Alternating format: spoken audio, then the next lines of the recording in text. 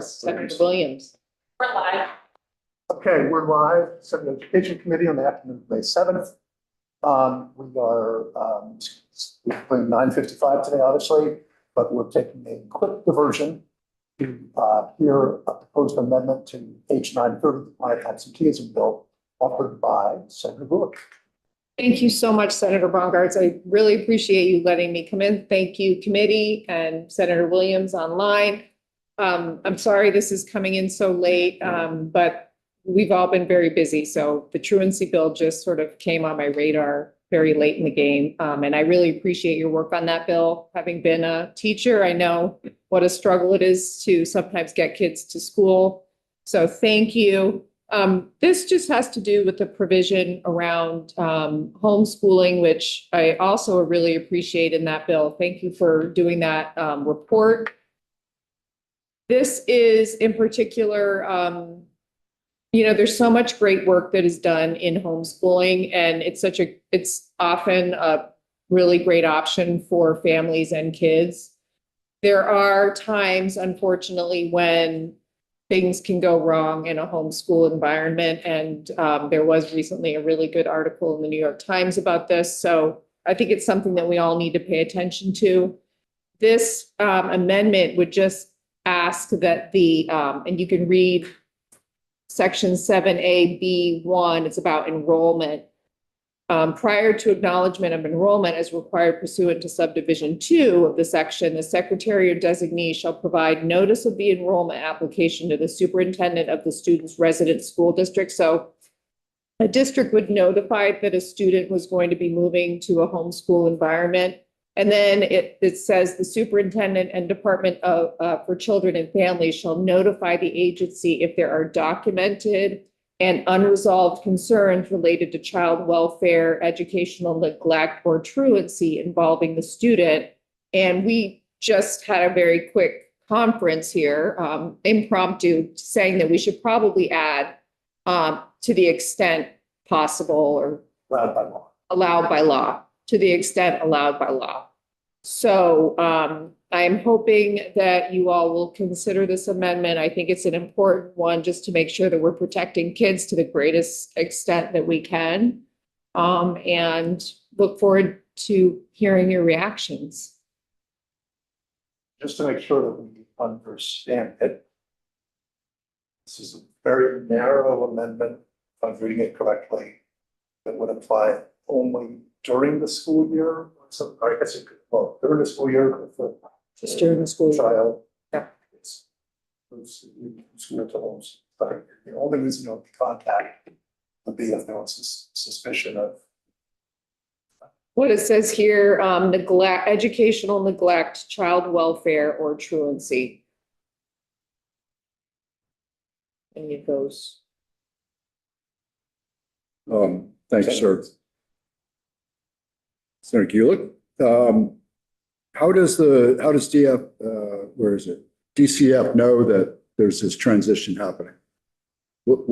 How do they get alerted to provide this report?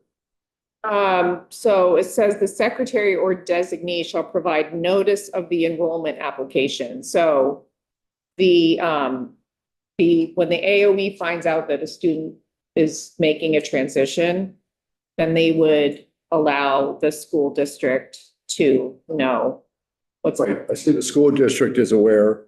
How is DCF aware? Or with the school, are you assuming that the school district knows that DCFs may have a previous relationship with? Yeah, I'm assuming there's communication between these entities. But it's something that if you think it needs to be further fleshed out, I could look into it. But I think when it comes to child welfare, usually there are a variety of parties that are in communication. A good question, though. Yeah. I fundamentally agree with the concept. Let's do this again. So the secretary does need to provide. So who notifies whom first? So that the parents come, the principal would say, we're going to switch. Then what happens? I phone a friend and ask Ledge Council to weigh in. That's St. James Office of Legislative Council. I'm sorry, I was not paying attention. Oh, we're wondering about the, this is the amendment on truancy. We're- Yes, I'm with you there. Okay, I know what you're talking about. we want clarity on exactly how the process goes when a student, Starting with the student or the parent coming to the principal and saying, we're gonna, he or she is gonna leave school and we're gonna homeschool, then what happens? Let me pull up the statute, as I do not know this. I'm sorry to disappoint you. it's okay. One area in Title 16 that I have not memorized yet. I do know that it's section 166B. And in order to enroll in the home study program, what is required in subsection A is that a parent or legal guardian sends the Secretary of Education notice of intent to enroll the child in the home study program at least 10 business days prior to starting the home study program. And the notice is required to be submitted on a form developed by the agency and includes, that form requires a bunch of information. And for each child not previously enrolled in a public school or a home study program, there's information about disability. I'm just looking for notification. That really answers the question that it does, it starts with the AOE. Yeah, so it starts with the ASC, AOE, then it goes to the superintendent. I don't believe so. Oh, no? Shall provide notice of the enrollment. Well, this, you're asking what's written already?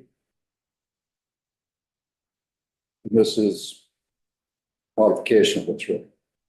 Right, so I think Ledge Council just clarified that so the whole process starts with the Agency of Education. So that's why in this, what you're seeing in front of you, it starts with the secretary. The secretary is the one who provides the notice of the enrollment application to the superintendent of the school. And then, so then it says, the superintendent and the Department for Children and Families shall notify the agency. That's the first time the Department for Children and Families is mentioned. How do they know that they should notify the agency? I'm assuming there's again, this is my assumption that there's communication between the various parties.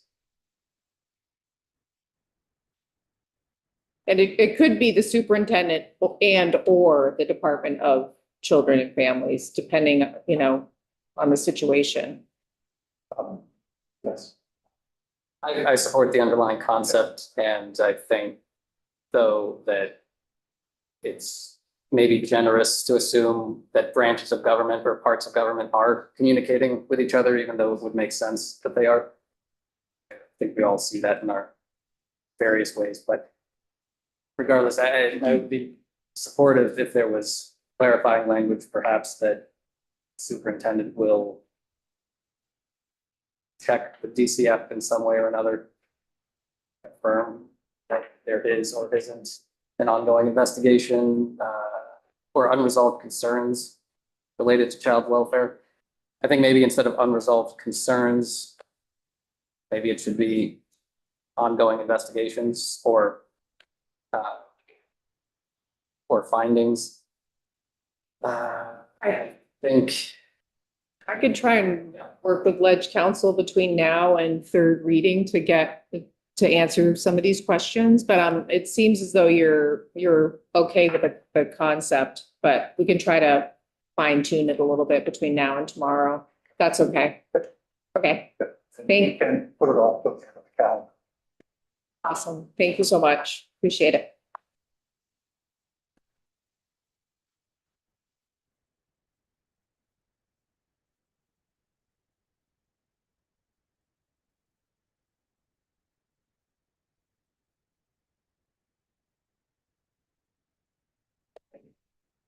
Sure.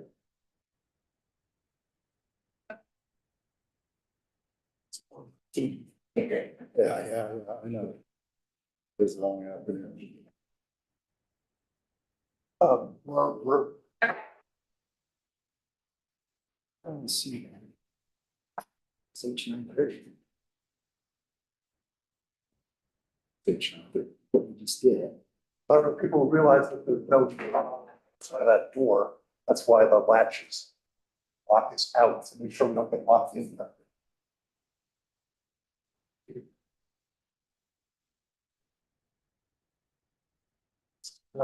So,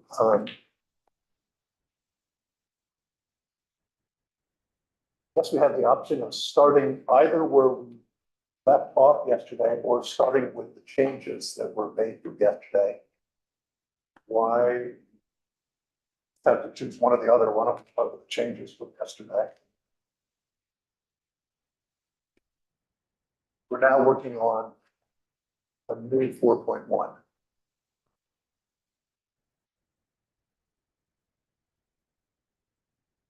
9:86 p.m. last night.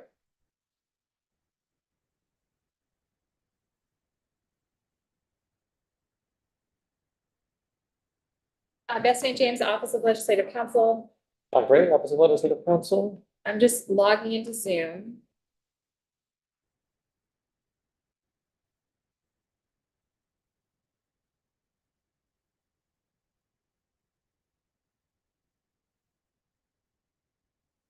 Would you like me to share my screen or do you want to walk through the language without it? You all have Okay. hard copies. So, Okay, so the first, although Senator Williams, do you have are you just seeing it on I don't think he's seeing anything. no? No, I have it on, in front of me, Pull it, okay, all right, we're good. yellow and green.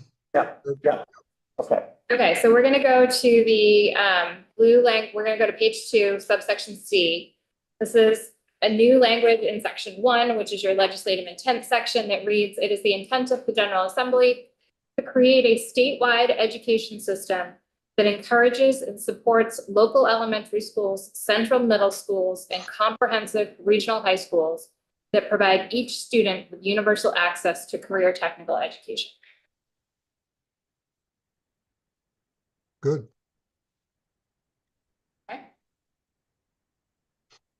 Then we are gonna move to, and again, I'm just looking at the blue language, because that is what's different from yesterday. We are going to go to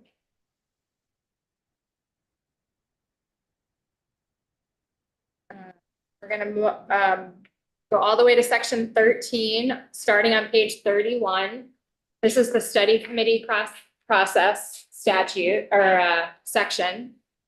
And the first change from yesterday is on page 32. Subsection 2, starting on line 15. This is the language that requires school districts to participate in the study committee process. And we've added that they shall be required to participate in good faith in the study committee process.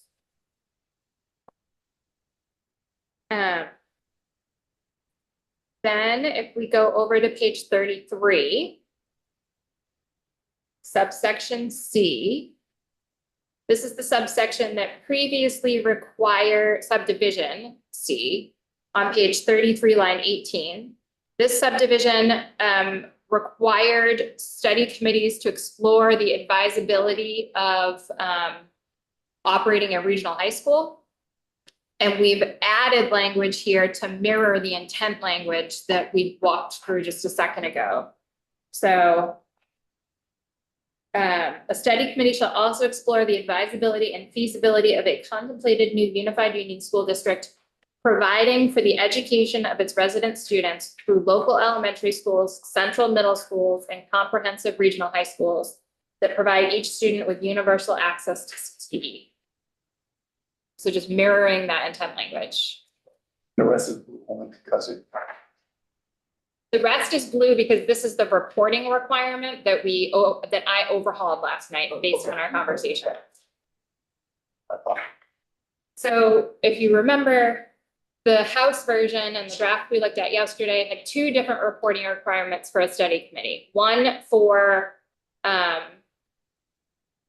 study committees that are proposing to form a new school district, and one reporting requirement for study committees that say we're not going to propose to form a new school district. what I have done today for you today is basically smushed them together, augmented the reporting requirements a little bit. And so I've given you all possible opportunities. And I think you can accept what I've put in here. You can weed it down. I think there's one reporting requirement that may kind of sum up most of all of them. So I think you have a lot of room to work with here. And instead of me trying to make those judgment calls myself, I've just given you the whole menu of options. So now we're on page 34, line 4. A study committee formed pursuant to this section shall prepare a report with its final recommendations as to whether it is advisable or inadvisable to form a new unified union school district. In addition to the reporting requirements in current law, the final report of each study committee formed pursuant to this section shall include the following: the names of the participating school districts, an analysis of the strengths and challenges of the current structures of all necessary and advisable school districts. What's the study committee's actual final recommendation? Is it advisable or inadvisable to propose formation of a new unified union school district?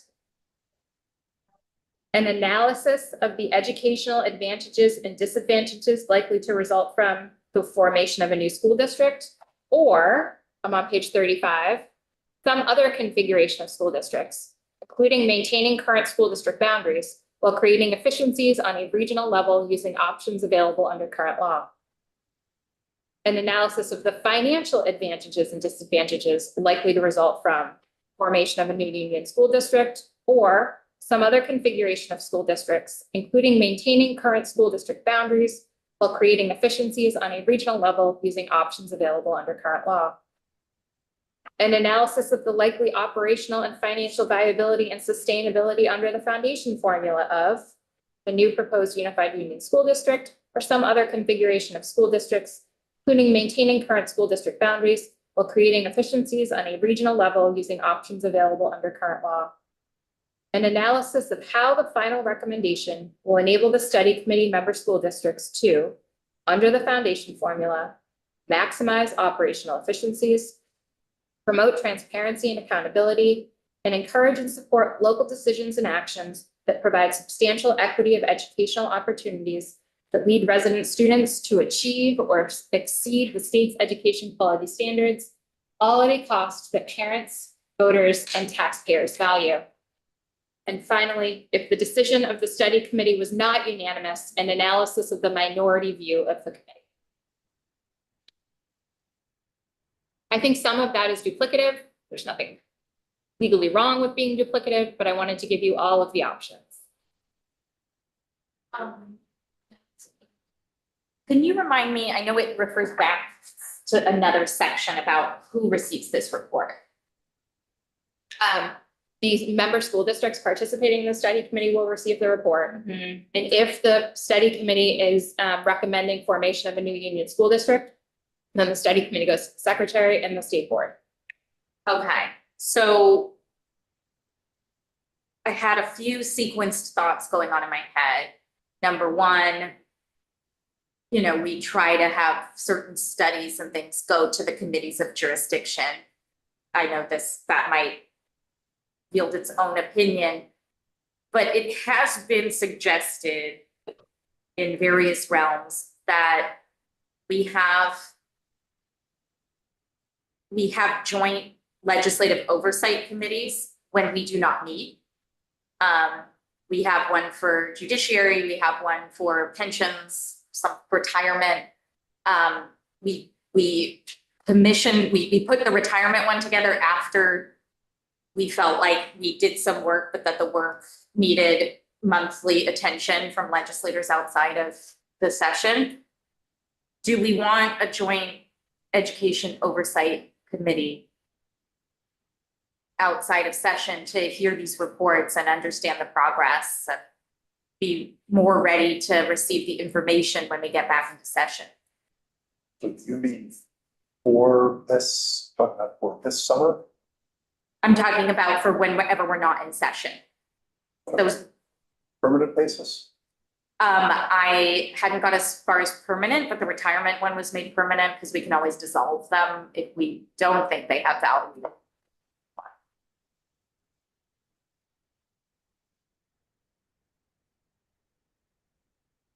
I did just think of this when I thought would they report to the committee, and then I remembered a lot of people said, hey, why don't we have a joint education oversight committee if we're doing all this work outside of session or asking for all this work and we want to see how it's going outside of session? Most of these, go ahead. I actually think that is a great idea. And I think it kind of puts a bit more accountability on us or whoever's sitting here next year. So that we are less inclined to say in January, wow, this is so much new information. There's no way we can figure this all out in just a couple of months. When you have been participating over the course of the summer and the fall in the oversight of what has been going on.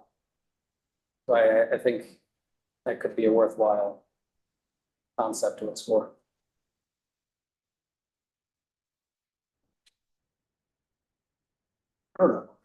Committee to a couple of times during the summer. Sorry? No, further would be the committee to meet a couple of times over the summer. But yeah, it would be the committee. That's an alternative, and this is multi-committee jurisdiction, which is also why we form joint oversight committees, because school construction institutions might want to have a member, finance, appropriations, on and on. Yeah, for joint justice oversight, it's a mix between Senate and House Judiciary and Senate and House Corrections, talking about judiciary related issues. So what, how would form this? We're talking about reading the House, reading the Senate. Yeah, I mean, we could look at the retirement one we set up because it is the most recent example where I think that's what it was. 3 from the House, from the Senate, not of the same party, appointed by the Speaker of the Committee on Committees, I think. Well, why don't we, do you have enough to take a shot at that? No. I mean, I can certainly make up the membership, but what are the duties of this body? That's the important policy piece to flesh out. And I'm not trying to be glib here, but I might also start by looking at the retirement group, because most of these groups interchangeably just manage the ongoing oversight of work that we had set in motion and these general matters. Like they do not, to my knowledge, because I've been on a few joint oversight groups, but they don't make policy decisions outside of session. Just like joint fiscal has a very narrow range of policy changes they can, or policy decisions they can make. These joint oversight committees don't make policy decisions.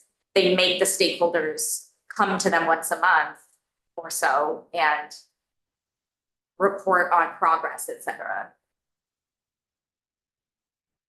Chair, that's all we'll be looking for, not for them to influence what's going on in any of the regions, just to take the information that's coming to them to feed to the committees. Yeah, and I'm so glad is that Daphne or was that me? Okay, thanks, Beth.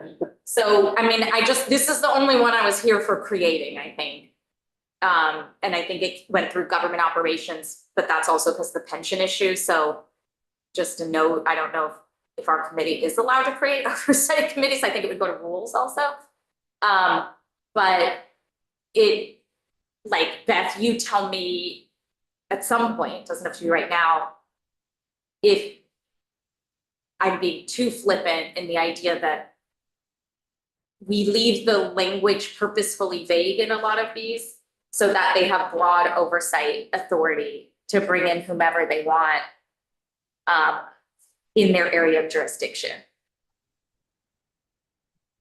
So, for example, the first thing that the Pension Oversight Committee does is issues of public policy related to the provision of retirement benefits to the state's public sector workforce. It's about as general as you can be. So we could spend the rest of the afternoon on this, I think. Taking up time if. Can I work on this? Yeah, if you want to work on it. Okay. I'm not thinking about, like, does it happen during the session with the Mary S meeting? No, What, oversight committees Yeah. almost never, they do not meet when the session is in. They meet because there are monthly updates and they want to keep work on track across committees. So Terry's hand is up. let me see. Senator Williams. Chair Bongard. So, if a committee was formed, we're not a full-time legislature, so, and senators have two committees. So if you're on, Clean Water Committee in the Natural Resources Committee, and this committee we're coming up, what about the state agency? What would they do that has the jurisdiction over this, AOE? If they can't do it physically because they don't have the funding or the FTE, they would hire somebody to do this, correct? Which is this. Yeah, this depends on what this is. I'm not saying it's a bad idea. I'm just saying that how we gonna fund it and how we gonna resource it. I'm saying that maybe AOE should be involved if it's our policy that we should do that. It's a good idea to come up with, but now we got to make it happen. I'll write this up. Perhaps having created a joint oversight committee before or serving on one, it's helpful to know that they are constructed for a reason just like this, and they would bring AOE and other state agencies and other stakeholders in as needed to monitor the progress of various policies, since we don't meet 6 months of the year. And that's just to monitor, not to try to influence in any way or. I'm on joint justice and, we would meet once a month and, it was basically keeping tabs on what was happening generally in the judiciary and correction systems. And so, we would meet basically for the full day. We would have different members from different agencies come in. So the Department of Corrections would come in, Judge Zone would come in, and people would ask their questions. And you would start to get the sense as to what sort of issues would be arising that could be addressed in the upcoming session. But it wasn't a committee where you're taking a vote or anything like that on what a policy should be, but rather, and this is just a hypothetical, if DOC is coming in and saying our jails are overcrowded or we're having staffing issues, the corrections committee would say, all right, that's on my list of things to visit once the session starts. So it was more exploratory than it was policy formulating. I guess that would help if you saw that one committee was really strong and you could use their advice to pass on to another working group, to another. They're almost by their very nature, multi-committee oversight groups, because that's so hard for us at the beginning of really all session, but at the beginning of session. So it would be only in the summer, only while we're at Not the summer. a session. Yes. Session. So And this is going to be an ongoing process. I don't think we're going to be able to do it once a month. yeah, I think that's like a Committees lot. are meeting. So. They only have I one wanna- year to do this, Terry, so it's gonna be moving along. So, okay, why don't we can always look at lunch. Okay. Okay, so, going back to this, it's hard to read in the blue, so which we know, that's okay. But, I'm curious about the language that recurs while creating efficiencies on a regional level using options available under current law. So I'm a little, What line is that? well, you could Page say line 2 and 3 on page 35, for Okay. instance. Some other configuration, so this is if they don't want to merge, but they also can look at other configuration that might make sense. Including maintaining current school district boundaries. So then while creating efficiencies is actually a requirement then somehow.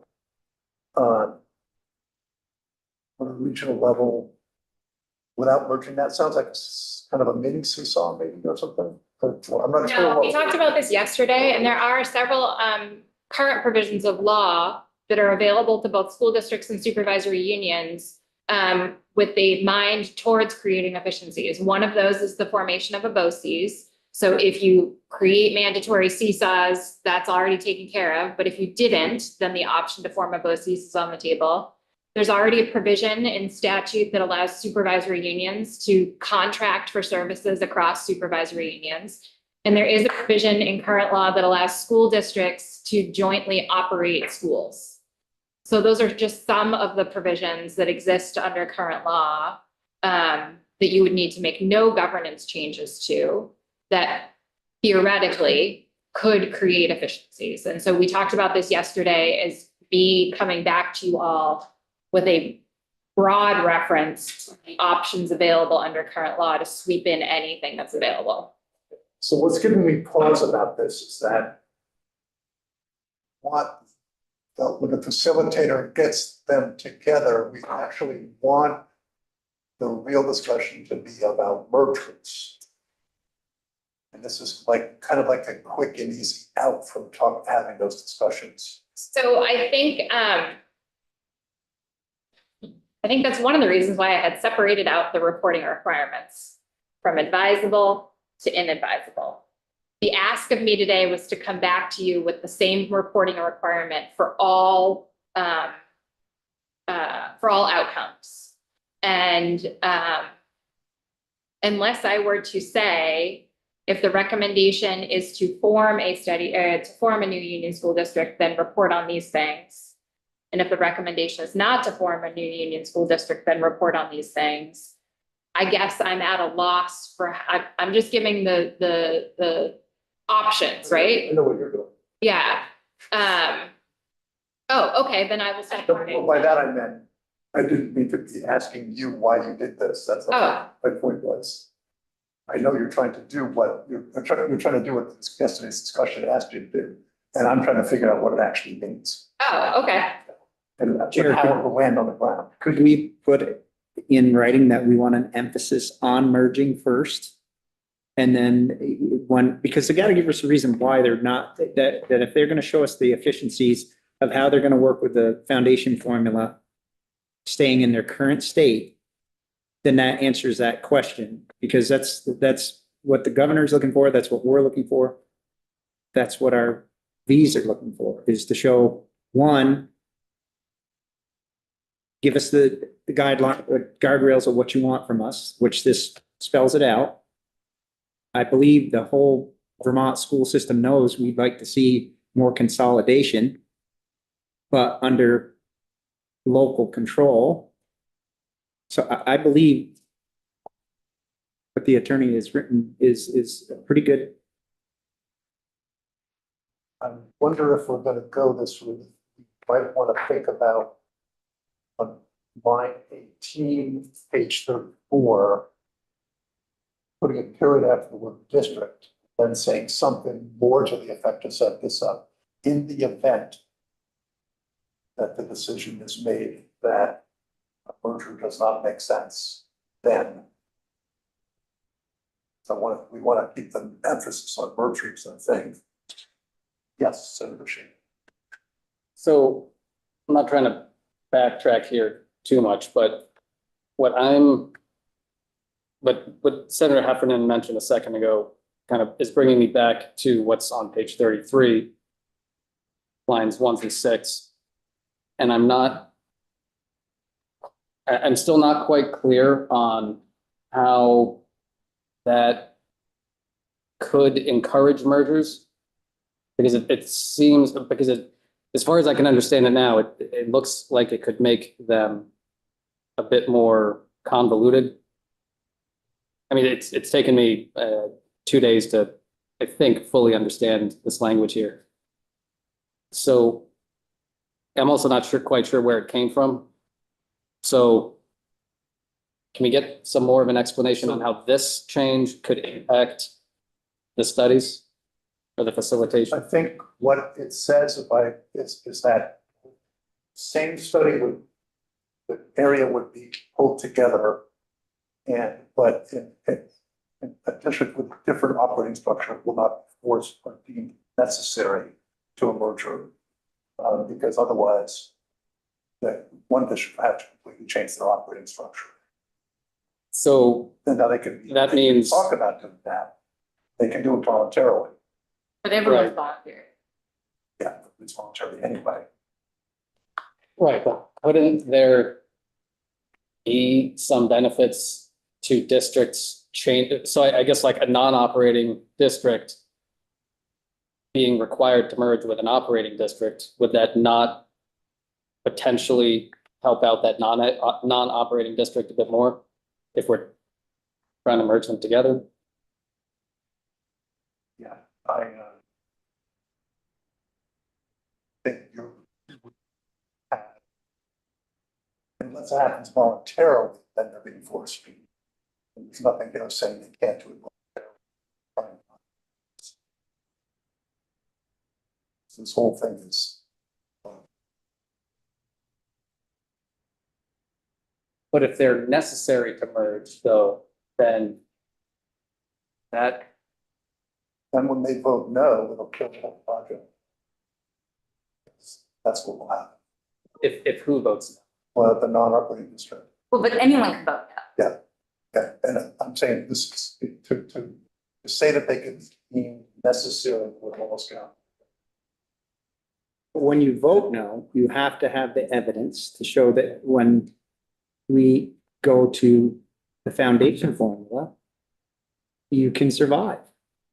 And if you can't, then you have to do something different. You can't just say no and walk away and Right. So I thought that, I could be wrong. Are we silent on what they form? Do we say they're forming, this is a study to form a school district only? Yeah. Not, so wouldn't it be, is that because we're trying to sidestep a debate about whether or not we're okay if they form a supervisory union instead? No, I think it's just that if you have, let's just use an example. 4 districts that operate K to 12. And you have one district that is not operating. So White River SU is, made up of all of Thinks these. it's supposed to be. Yeah. And if you deem that one to be necessary hmm, and it votes no, then the merger doesn't happen.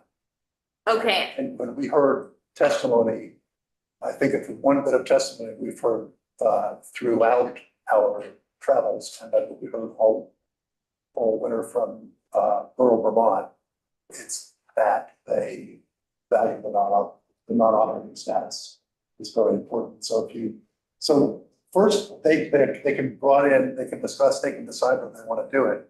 It's just not making them necessary to the merger. Because then you're trying to, it's like forcing is what we're trying to avoid with this.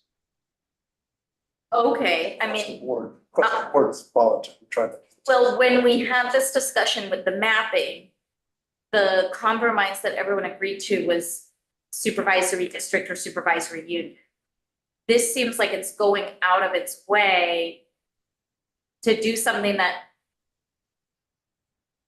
frankly, like if members of the committee are like, what exactly are we trying to say here?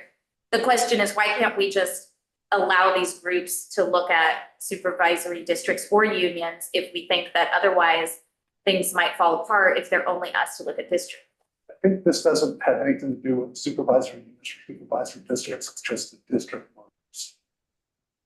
If I'm correct in that. Yes, and I stopped sharing my screen so that we don't get a headache. however, can I ask you this question at the same time?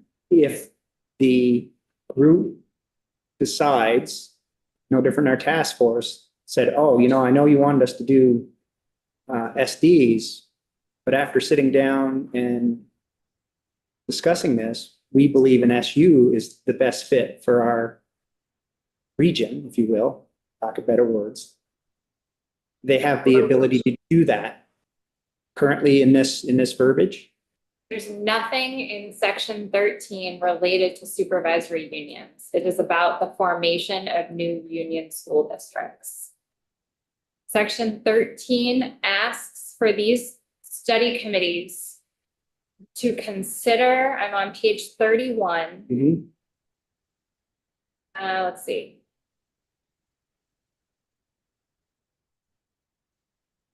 I'm on page 32. Each facilitator shall group school districts within the facilitator's assigned region together to form study committees to study the advisability of forming a unified union school district. That is the ask. If they study the advisability of forming a unified union school district and they say that's not for us, that is an allowable and reasonable result of what they are being asked to do, they would have to come up with a report with requirements that are TBD that we're debating right now. And then they can go on their merry way. And by going on their merry way, they could form their own study committees that are exploring the formation of a union elementary school district or a union high school district, not a unified union school district. They could decide to stay 6 separate school districts under a supervisory union. All of that could result from a study of the advisability of forming a unified union school district and the conclusion that it's not for them. So all that is being asked of the school districts in section 13 is that line 30 on page 32, line 3, studying the advisability of forming a unified union school district. That's the focus. If someone decides it's not a good idea, then they decide it's not a good idea. And this bill is silent on their next steps. But others could continue on. Absolutely. So the language, in my view, is either unnecessary because everyone needs to be told the same way that this is voluntary and nothing's compelling them to do anything. Because saying that one group shouldn't feel compelled might make other groups feel like then silently they are being compelled. But aside from that, if I don't have my maps, they're in my office, but if we are looking at these maps for this, that's what this is doing. And there's a whole band of areas that you or others have said are more inclined to form a supervisory union than a supervisory district.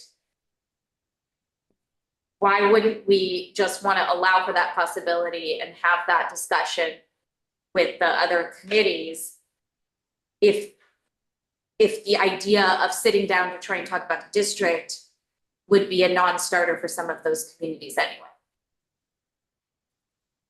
My intent, Chair, was that they have the flexibility to do either or as the committees decide. And that's what I was hoping to see in the verbiage, that they have, and when they're building it, they're showing us where the efficiencies are, that it's going to work under the foundation form. So let's move back to the fact that SDs and SUs are not an issue here. It's not what we're talking about. Talking about just mergers of districts within whichever the construct is.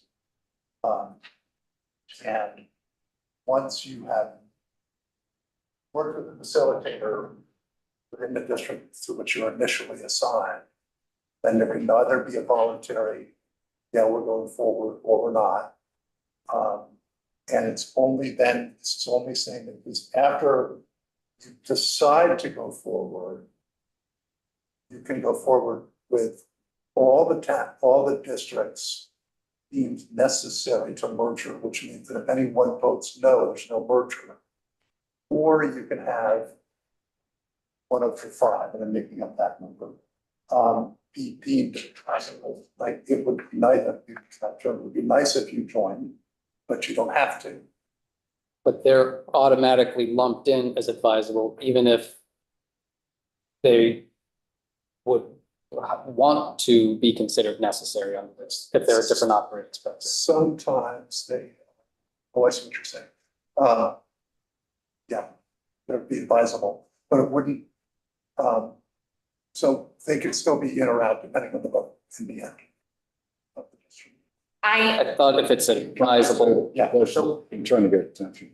so, So if I can, so if these committees and towns move forward, great. We've solved the problem, right? I still question the pure voluntary nature, because we've set up here a one-time deal, one-time funding. Set them up, ask them the questions, have them collect data. Study committee provides their recommendation, goes to the towns. If either one of those two parties says no, then what? Dead in the water. And I haven't heard any explanation of where the process moves after that. We almost need a chart to keep track of where they are. And, you know, maybe a line and block chart that says you form a Union School District or Union School. If not, then you go to the next block. And then What's the next we block? could, if there's some way that we could track everybody's progress by doing that. Does that make sense? Yeah, tracking makes sense.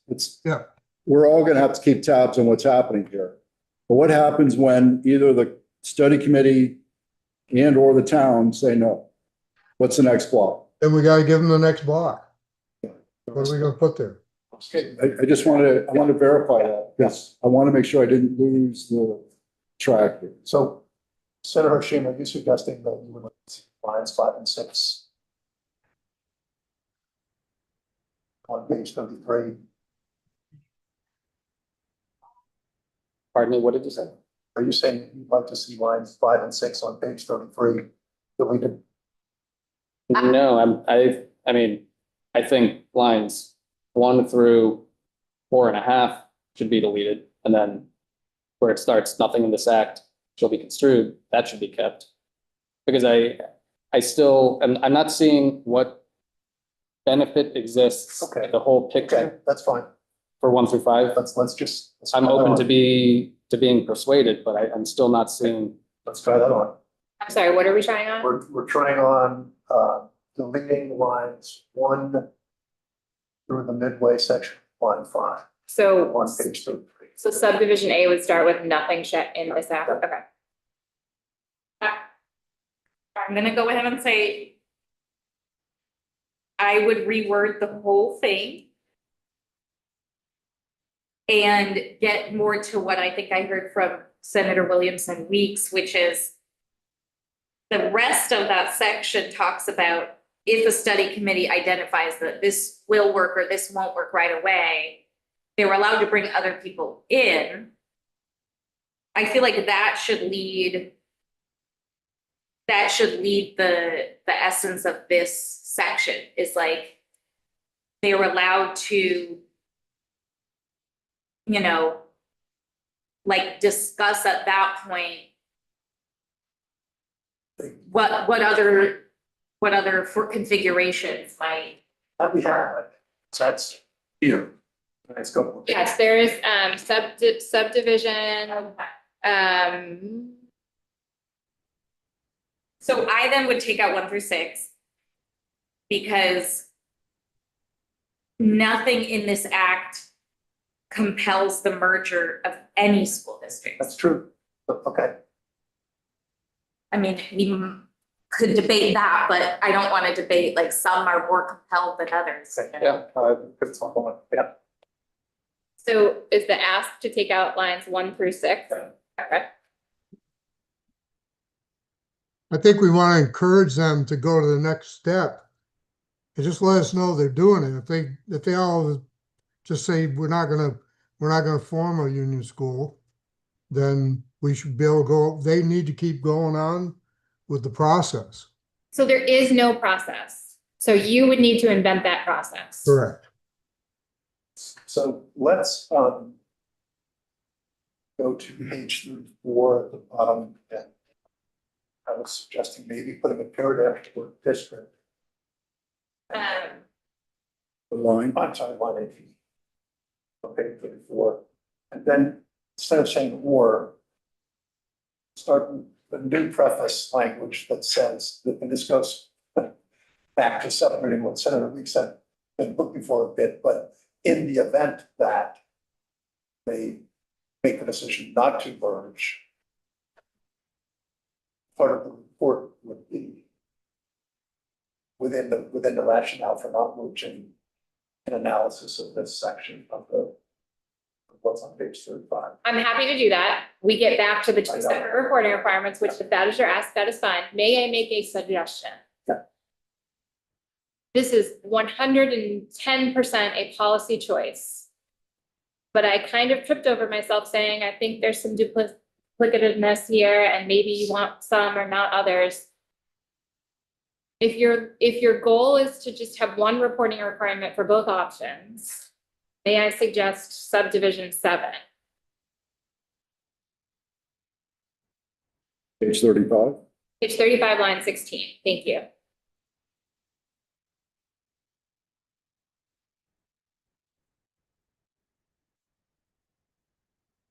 Yeah, does that make sense? That is silent to what the outcome is, but I believe it's a summary of everything that comes above it. You do not have to agree with me. I am just making a pitch to try and help move us along. I'm happy to be quiet. So, Don't you dare. Don't tell me. Let's start out. I agree. I think it's like do you have anything else you'd like to add, kind of section? And I feel like the group will have covered that without needing a requirement to fill in more words. Could that be that it will be in that section, resident students achieve and or exceed in all the costs that parents and voters, right? That will conform to the new foundation formula? It says that right on line 17. So an analysis of how the final recommendation will enable all of the following under the foundation formula. Perfect. Perfect. okay, so we move on to, Can I tell you guys a secret? That's current law. This is all taken from current law. What is doing? This is great. Everybody's used. all right, Okay. All right. Good. Such a great. Moving on. I'm gonna get a whistle for tomorrow. Okay, so am I correct in assuming that that exercise resulted in a reporting requirement that starts on page 34, line 4? A study committee formed pursuant to this section shall prepare a report with its final recommendations, yada, yada, yada. We're going to include the names of the school districts, an analysis of the current structures as they come to the table, the final recommendation. We're going to strike on page 34, lines 16, 17, 18. We're going to strike on page 35, lines 1 through 15. We're going to keep an analysis of how the final recommendation, lines 16 through 20. Then on page 36, we're going to keep lines 1 through 2, and we're going to include lines 3 through 4 for a minority view. Great.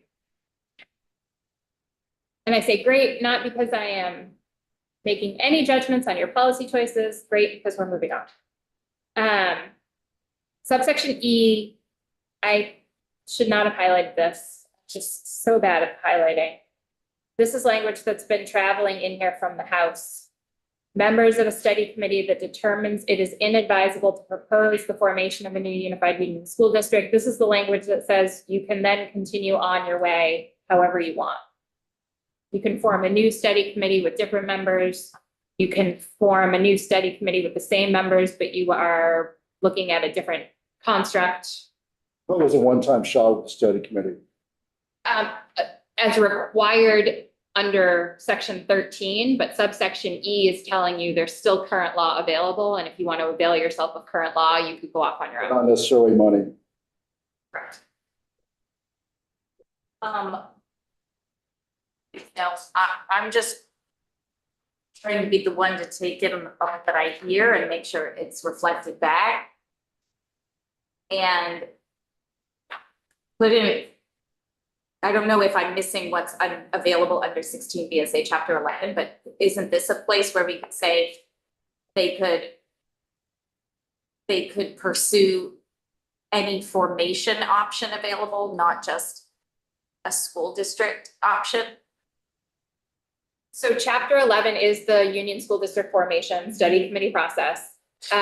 That's really the only option under current law without you making any changes to it that school districts can decide to do on their own. Supervisory unions are formed by the state board, not voters or the individual community. And the only other option other than a union school district is a town school district or an incorporated school district, and that may involve withdrawing from a union school district, which is also covered in Chapter 11. So if I can say one thing, there's probably some districts right now that could just fill out the report and say, yeah, we've already met these, we already have made our decision. Some point, we're gonna need to stop the process and look where everybody is to keep it on track, to keep it on time. You know, I'm concerned about some schools getting left behind. And who's gonna be the set of eyes to make sure that that happens? Oversight committee. Well, I think you're thinking about orphan districts, and orphan districts are something we have to pay attention to. And it's set up to do that, I think. Okay, and that's current law, basically. Okay, Well, I wouldn't say it's current law, so let's talk about that. How does the service help us protect against the orphan district? Is there anything that related to that? Because the merger has to be approved by the. No, they don't. Pulling up chapter 11 right now. It does go to the state board and the state board makes a final recommendation. And I'll pull up, once I locate it in statute, I'll share my screen.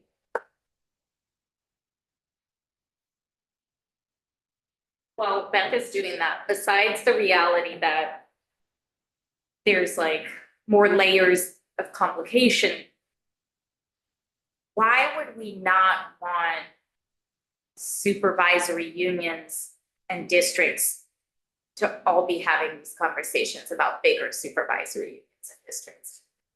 Yeah, they can. It can, you're getting a report, H 955 as passed by the House and as it stands now, you're getting recommendations from the agency, I believe, in consultation with the field and the state board for newer, larger supervisory unions based on what's happened in the field. Yeah. Okay, How these district mergers go. It's one more. okay.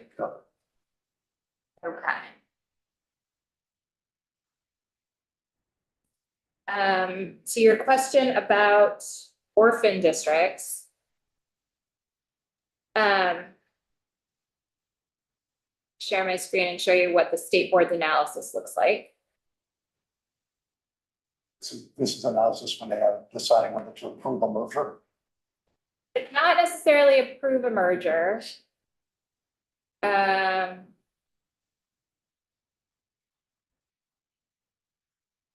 trying to find the right word. Oh, it is approving the study committee's report and proposed articles of agreement, and then the voters would essentially approve the merger. So under section 709 and title 16 subsection C, this is the state subdivision 1 is the actions the state board takes. So they review stuff, they have to give the study committee an opportunity to be heard, they consult with the secretary, and they can request that the study committee amend the report or the proposed articles of agreement or both. And then in order to approve the study committee's report and proposed articles of agreement, the state board has to find that formation of the proposed union school district is in the best interest of the state, the students, and the school districts, and aligns with the policy set forth in section 701 of this title. which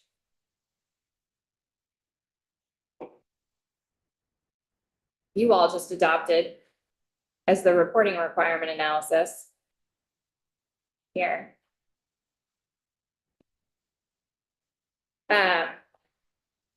So it doesn't specifically say they shouldn't, the state board should not approve articles of agreement or a study committee report if there is an orphan district. In fact, orphan district doesn't appear, that term doesn't appear here. You could make an argument that they really shouldn't be finding that formation of the new Union School District is in the best interest of the state and the school districts and the students, and aligns with section 701 if it does leave a district orphan, but it doesn't explicitly say that, so you are relying on that analysis. And I'm not the one doing that analysis, so. So that goes to Senator Williams' question, which is legitimate. We want to make sure we don't end up in an orphan district, but I have assumed the board would find that's not the best interest if it's leaving, if it's creating an orphan district. So, if it's okay, we have the deputy secretary here who has to come in. Maybe if you just take that, you stay where you are. You can go if you want to, but you can stay where you are. But Jill, you can just come up to there. Okay, to here? Yeah, Alright, just that I'll one. just- Is now a time though, if I could stretch my legs? Yes. Okay, great. That's your legs. Stay hydrated, that's You're a champion. I didn't mean to have to stay, I just meant to have to do stuff.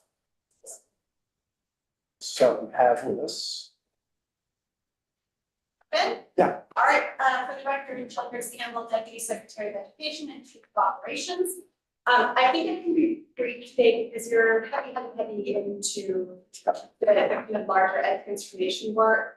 I think what I wanted to ensure is that there are some significant changes stated for school construction in the House passed H 955 that we have some concerns about. So I want to flag these so that as we're moving through and doing this other work, you don't sort of lose track of it, and I'll keep like poking my head up and saying, remember state aid for school construction. I don't disagree that we should know that. Running on less and less brain cells, and I thought Senate Finance was doing big rewrite of that section. Yes, Is that that's not an true? Yeah. Okay. Yeah.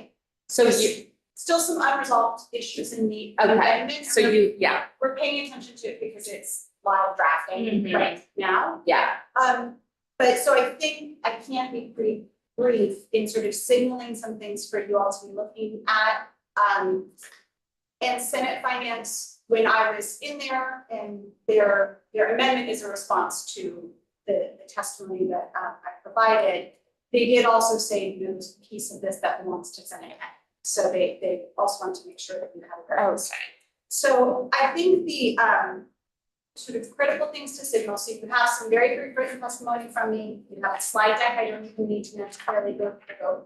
And then I will refer you back to the report that you all asked us to write, which has the very exciting name of Section 9 of Act 73 of 2025 report. And when you sort of put to the end of that, there was a whole section on what's needed to implement state aid for school construction. And we really laid out an implementation plan. And the House passed bill diverts in some really significant ways from that plan. And I know that Senate Finance is trying to reconcile some of those things, and I will absolutely be in touch with Senator Harnish is moving forward. So I want to say there's sort of three critical elements to maybe pay attention to as you're moving through the work. The first is that as conceived in the House passed H 955, the state aid for school construction is now being, the timeline for implementation is as you are also having full conversations about the formation of CSAs and voluntary mergers. Even the amendment that you're contemplating now still has a pretty long set of time when district mergers are being contemplated and then ultimately implemented. My caution here is that that is not the time when you want to be investing significant state aid for school construction dollars, because the implementation plan has always been focused on, you need to understand what your system looks like before you start investing potentially generational levels of money into buildings, right? So I conceive of, been heavily involved in this work. I understand the need and I understand the hole that we're in. But construction projects are long-term and we need to take a long-term view to implementing this work with fidelity and then being really good stewards of these public dollars and ensuring that we're investing in the appropriate buildings aligned to our new governance structure, whatever that may be. So there's a timeline issue in 955 as contemplated. I would even suggest, and again, I don't want to, Senate Finance is in the middle of their amendment, so I feel a little bit unkind sort of putting, sort of interrupting their work, but I think there's still a timeline issue there. We need to actually have decisions around what our districts look like. And then you're going to do a facilities master plan for that district that contemplates the entire portfolio of buildings, determine which buildings you're going to invest dollars in, and those are the buildings that you will apply for state aid for school construction. So really clear order of operations. The other thing that came over in 955 that was a concern is it in essence tasks both the Agency of Education and the school advisory or the state aid school construction advisory board with a significant work and zero resources. So I just want to, I'll say it in plain language, the agency cannot do rulemaking, the building out of construction guides, the updating of our capital outlay funding formula, and the setting of minimum and maximum square footage for state aid for school construction approval with zero resources. So there is no state aid for school construction team. I don't have the bodies in the agency to do work.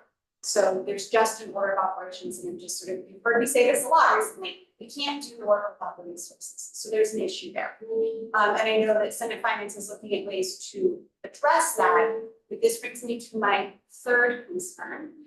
The third concern is that the way that, at least is currently contemplated, and it would be using education transformation dollars. So I'm going to say, again, in very plain language, I think we have very clear evidence from the limited service 8-month positions for ed transformation. We can't hire for a year, especially this level of expertise, right? So we're asking people to leave careers, frequently take a pay cut to come work, because they're mission driven and work at the state level. They're not going to do it for a year. So there's a practical issue there. But I think also, again, state aid for school construction is a long-term project. We have immediate and really critical needs with the education transformation funds that you appropriated in Act 73 last year. There was very specific things that the legislature directed the agency to do. We are doing those things with those dollars. So diverting those funds away from activities that you directed us to do, and we are well underway in doing so, is a problem that I want to signal generally. So, for example, one of the critical things that you've asked us to do in Act 73 with those dollars is to ensure that students have access to high quality instructional materials and that districts are aligning their curriculum. We are underway with that work. We don't roll out bids in a week. That's irresponsible, right? So we are preparing that body of work with the understanding that we have the funds that we've appropriated available to us. So funding these positions, like, again, I appreciate Senator Party is trying to solve the resource issue, but funding them out of the ed transformation budget is a big challenge. And I'll signal that more broadly for some of the other conversations.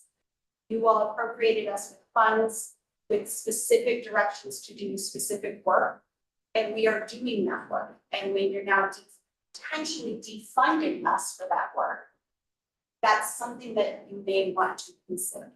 That those funds you specifically directed to ensure that districts had the support they needed for ed transformation and that education quality did not suffer during the time of transition, that's exactly the work the agency is doing. So I can leave it for questions, but I do know that this amendment is coming. I'm be happy to respond with more specifics around there. But we're quite concerned. I really wanted to get in here, been doing this work for years and years and years. And it feels a little bit like we're potentially fumbling at the goal line in implementation, and we really don't want to do that with this investment of stakeholders. So you've delivered this testimony to the finance. I have, yes. And Senator Hardy, to her credit, is putting forward an amendment to try to address some of that. I don't think we're there yet, and I'll respond directly to that committee once they finalize the amendment. John, I think you probably have a better sense of where that is today than I do. But I what I saw as of this morning is still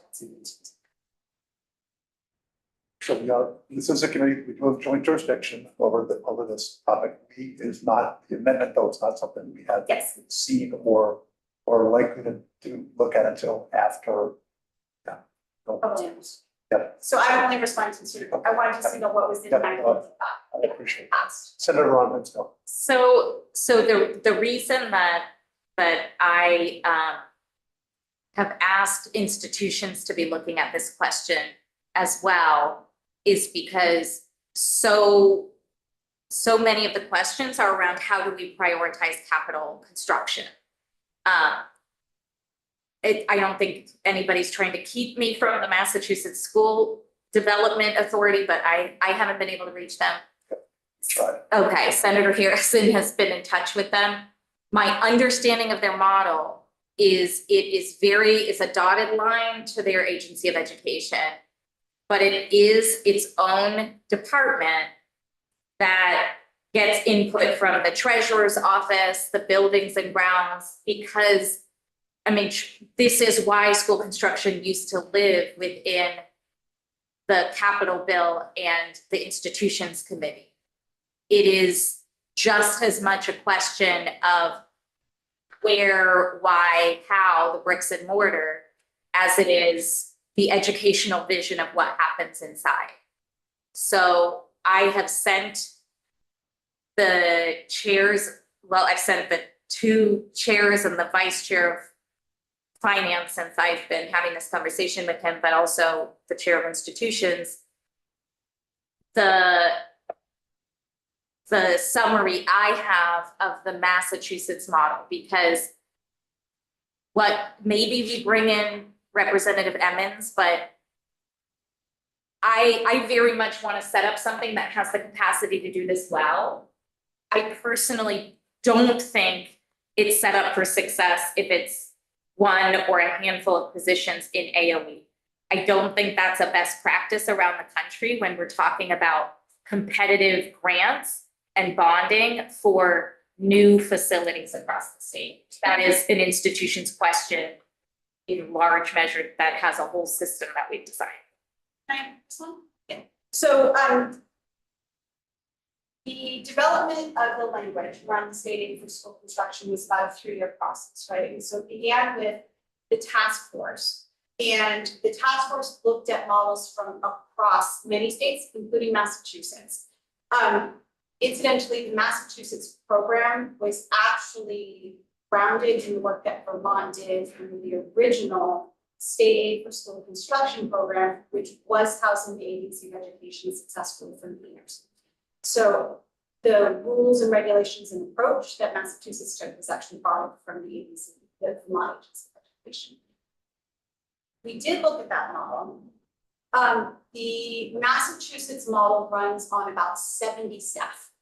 So where the task force ended up looking as a model that's reflected in the legislation that's passed is Rhode Island.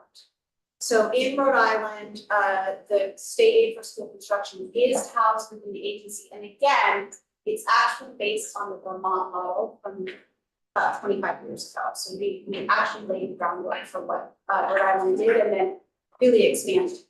The structure of having an advisory board and then having the program actually sat within the agency, their agency of education, the Department of Education.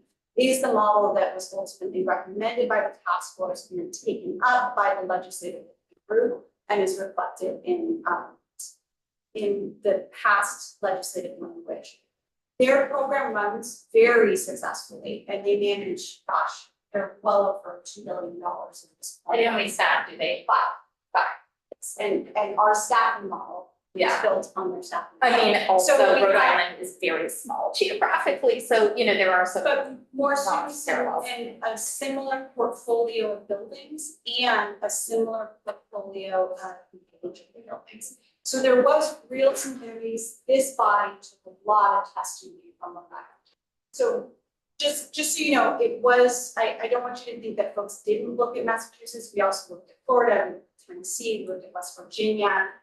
Rhode Island has had a very successful program for the past 10 years and has been able to really build on their portfolio of buildings in ways that are very aligned to their state priorities. What is their revenue source?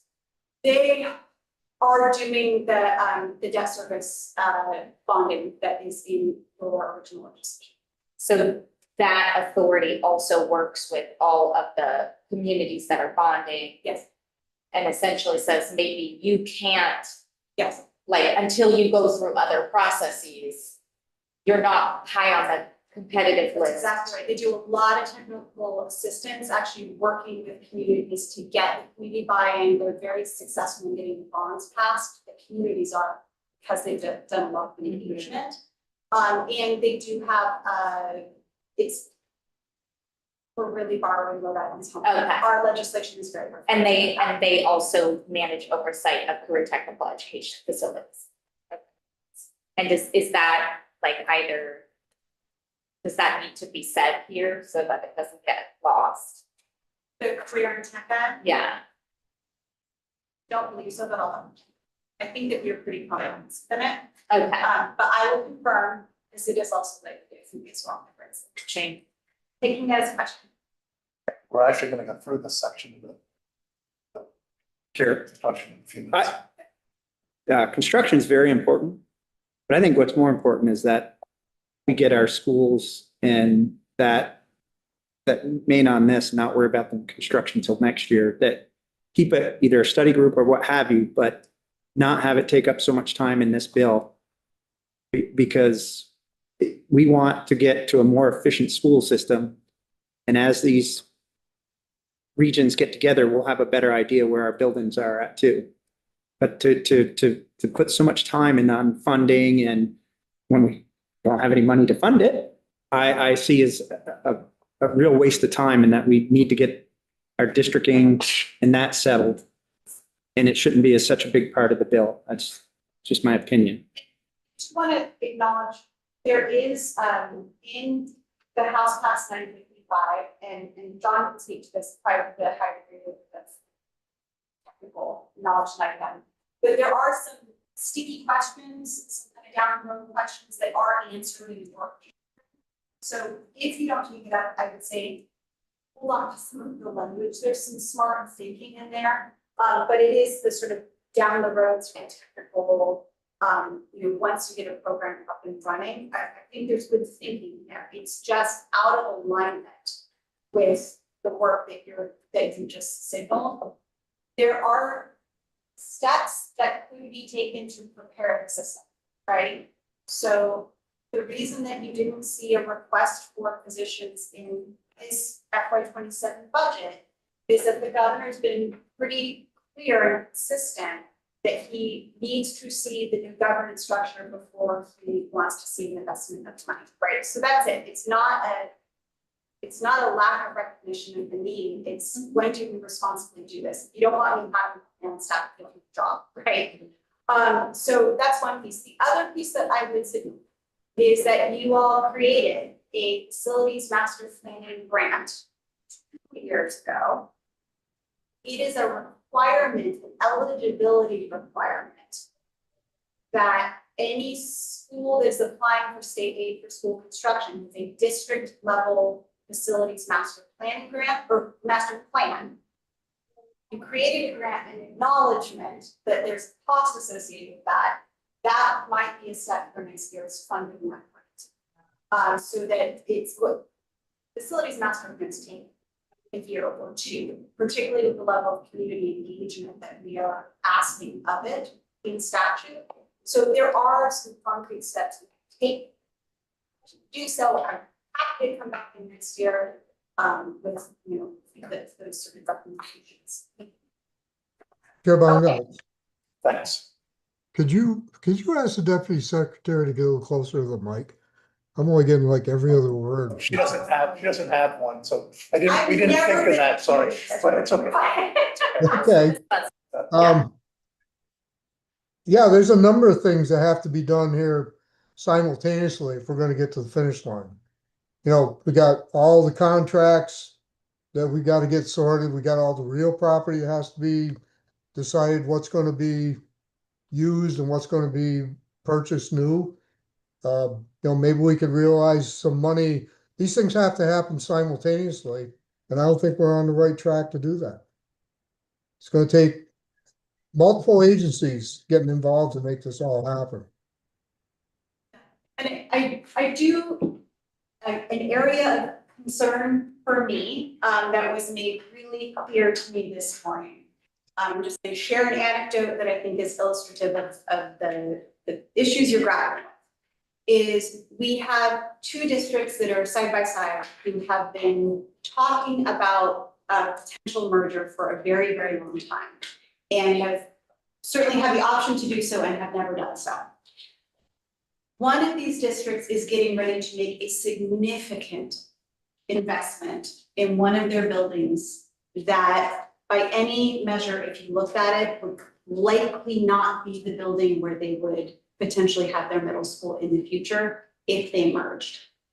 This gives me hives, right? Because while we are grappling with these large system level changes, folks are beginning to invest real dollars in their buildings in ways that may end up stranding costs down the line.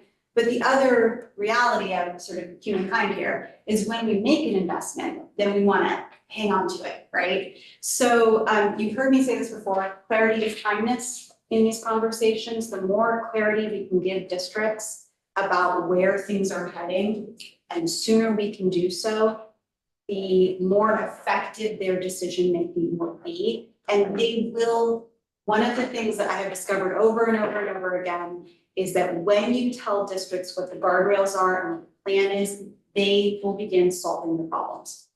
But this was a conversation I had this morning, and I thought, well, this is sort of my nightmare when it comes to state aid for school construction or school construction, is that we start investing limited resources in not the quote unquote wrong building, but maybe not the buildings that we would be prioritizing if we knew where we were going. We need to stop this, but I think we Yeah. actually agree, I think we all actually have been thinking about that. And we know that we need to really figure out the system and the systemic Yeah. challenge, the places that make most sense within a new system before we start investing big dollars in everything. I think we all agree about that.